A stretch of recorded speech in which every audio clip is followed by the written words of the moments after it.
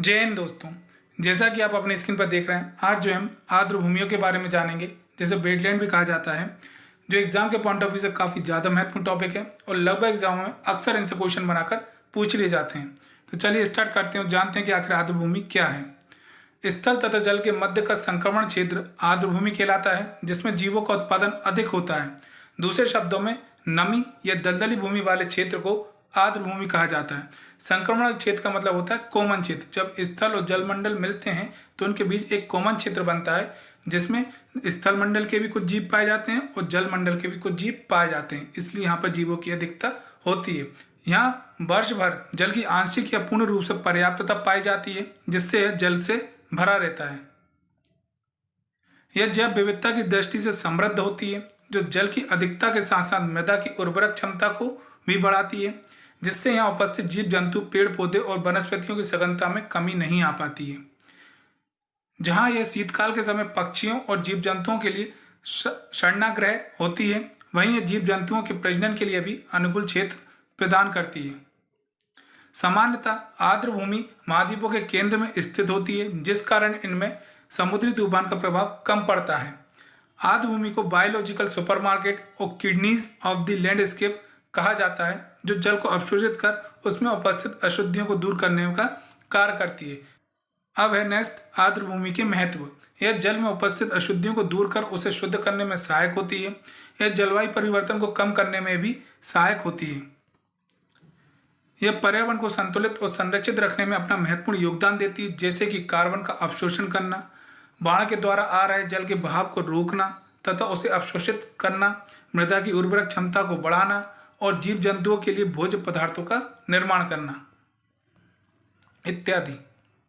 यह समुद्र द्वारा होने वाले कटाव से तटबंध की रक्षा करती है। यह समुद्री तूफान और आंधी के प्रभाव को सहन करने की क्षमता रखती है। नेक्स्ट है आर्द्र भूमि के संरक्षण के लिए विश्व स्तर पर किए जा रहे प्रयास, जिसमें है रामसर सम्मेलन। इस सम्मेलन की शुरुआत 2 फरवरी 1971 को ईरान के शहर रामसर में कैस्पियन सागर के तट पर हुई, जिसमें कई देशों ने एक समझौते पर हस्ताक्षर किए, जिसे रामसर समझौता कहा जाता है, जिसका उद्देश्य विश्व स्तर पर आर्द्र भूमि में आ रही गिरावट के प्रति सभी देशों का ध्यान आकर्षित करना और सम्मेलन में हस्ताक्षरित देशों को आर्द्र भूमि के संरक्षण के लिए प्रोत्साहित करना है। इसलिए इस दिन को विश्व आर्द्र भूमि दिवस के रूप में मनाया जाता है। इस सम्मेलन को 21 दिसंबर 1975 को लागू किया गया, जिसमें केवल 7 देशों ने ही हस्ताक्षर किए और भारत इस सम्मेलन में 1 फरवरी 1982 को शामिल हुआ।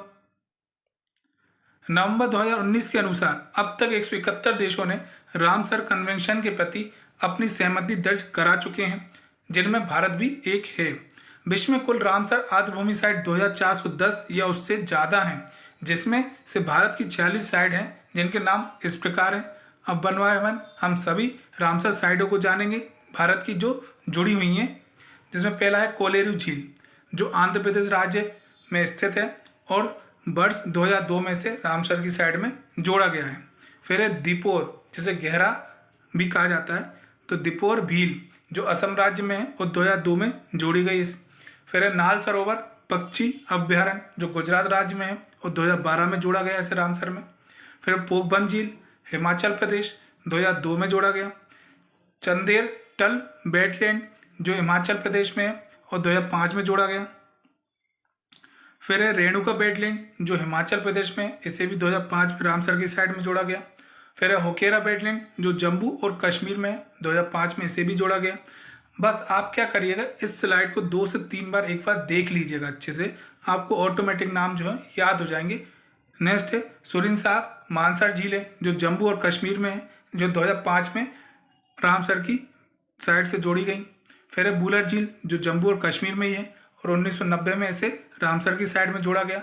फिर है तिसो मोरारी जो लद्दाख में है और 2002 में इसे रामसर की साइड में जोड़ा गया। फिर है अष्टमुड़ी वेटलैंड जो केरल राज्य में है और 2002 में इसे भी रामसर की साइड में जोड़ा गया। फिर है सस्थम कोटा झील जो केरल में है और 2002 में जोड़ी गई।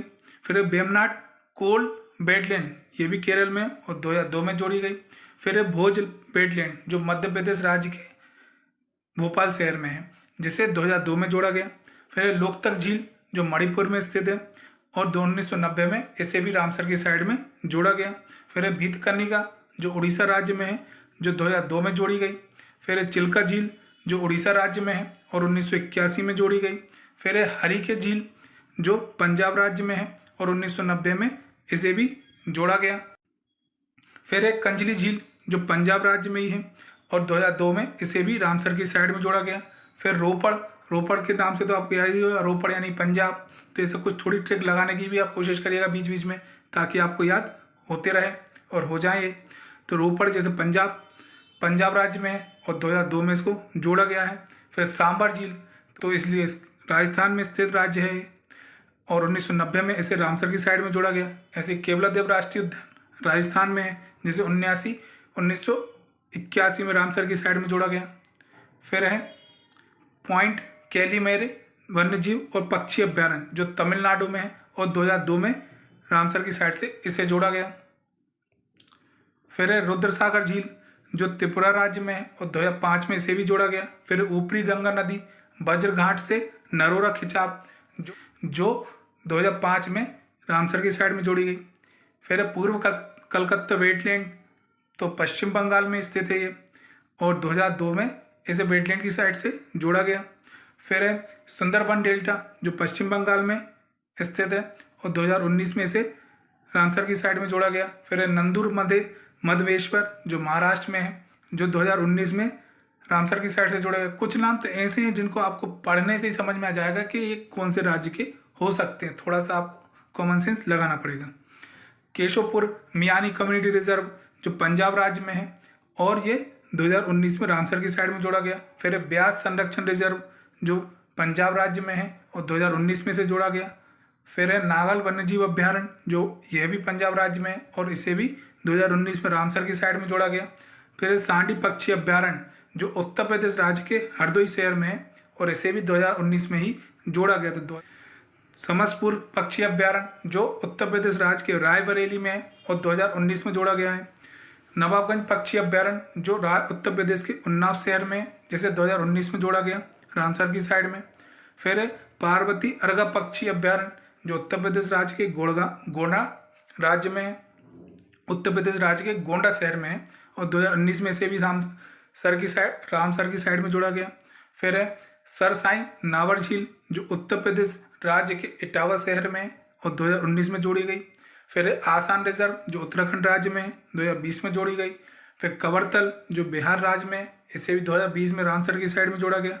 फिर है लोनार झील जो महाराष्ट्र में है, 2020 में जोड़ी गई। फिर सुर सरोवर आगरा उत्तर प्रदेश में है, 2020 में इसे रामसर की साइड से जोड़ा गया। तो याद रखिए उत्तर प्रदेश के काफ़ी ऐसे जगह हैं जो इनको रामसर की साइड में जोड़ा गया है, तो ये बहुत मोस्ट इंपॉर्टेंट पॉइंट है, यहाँ पे याद रखिएगा। त्रिशोकल लेक जो लद्दाख में 2020 में से जोड़ा गया। फिर है भिंडवासा वन्यजीव अभ्यारण्य जो हरियाणा राज्य में है और 2021 में से जोड़ा गया। फिर सुल्तानपुर राष्ट्रीय उद्यान ये भी हरियाणा राज्य में है जो 2021 में जोड़ा गया है। तो ये याद रखिएगा 2021 वाले जो रिसेंटली अभी जुड़े हुए हैं। थोल झील वन्यजीव अभ्यारण्य जो गुजरात राज्य में और 2021 में से रामसर की साइड से जोड़ा गया। बांदवाना आर्द्रभूमि जैसे गुजरात राज्य में 2021 में जोड़ा गया रामसर की साइड से। फिर है समन पक्षी अभ्यारण्य जो उत्तर प्रदेश राज्य में है और 2019 में जोड़ा गया है। इसके अलावा वर्तमान में भारत की 2 आर्द्रभूमियां मॉन्टियस रिकॉर्ड में शामिल हैं, जो पहली है केवलादेव राष्ट्रीय उद्यान जो राजस्थान में है और लोकतक झील जो मणिपुर में है। ये 2 नाम याद रखिए जो मॉन्टियस रिकॉर्ड के अंतर्गत आते हैं। अब मॉन्टियस रिकॉर्ड क्या होता है इसके बारे में भी जान लेते हैं। इसके अंतर्गत अंतर्राष्ट्रीय महत्व की उन आर्द्रभूमियों को सूचीबद्ध किया जाता है जिनमें मानवीय अतिक्रमण और पर्यावरण प्रदूषण के कारण पारिस्थितिकीय संकट उत्पन्न होता है। यह रामसर कन्वेंशन के अंतर्गत कार्य करता है। अब कुछ महत्वपूर्ण तथ्य हैं जो देख लेते हैं। विश्व की पहली रामसर साइट ऑस्ट्रेलिया की किवोर प्रायद्वीप थी, जिसका पता 1974 में चला। सबसे अधिक आर्द्रभूमि साइट्स यूनाइटेड किंगडम जैसे शॉर्ट में यूके बोलते हैं कि है, जिनकी संख्या 175 है। 2020 में विश्व आर्द्रभूमि दिवस की थीम आर्द्रभूमि और जैव विविधता है और 2021 में विश्व आर्द्रभूमि दिवस की थीम आर्द्रभूमि और जल है। इसको याद जरूर रख लिएगा क्योंकि करंट का भी। भारत के राज्य उत्तर प्रदेश की रामसर साइट सबसे ज़्यादा है, जिनकी संख्या 8 है। नवाबगंज पक्षी अभ्यारण्य को शहीद चंद्रशेखर आजाद पक्षी अभ्यारण्य भी कहा जाता है, जो इसका नया नाम है। तो दोस्तों, मैं उम्मीद करता हूँ कि ये वीडियो आपको काफ़ी पसंद आया होगा। तो हमारे चैनल को ज़्यादा से ज़्यादा सब्सक्राइब करें, साथ ही वीडियो को लाइक एंड शेयर करना बिल्कुल ना भूलें। धन्यवाद। जय हिंद, जय भारत।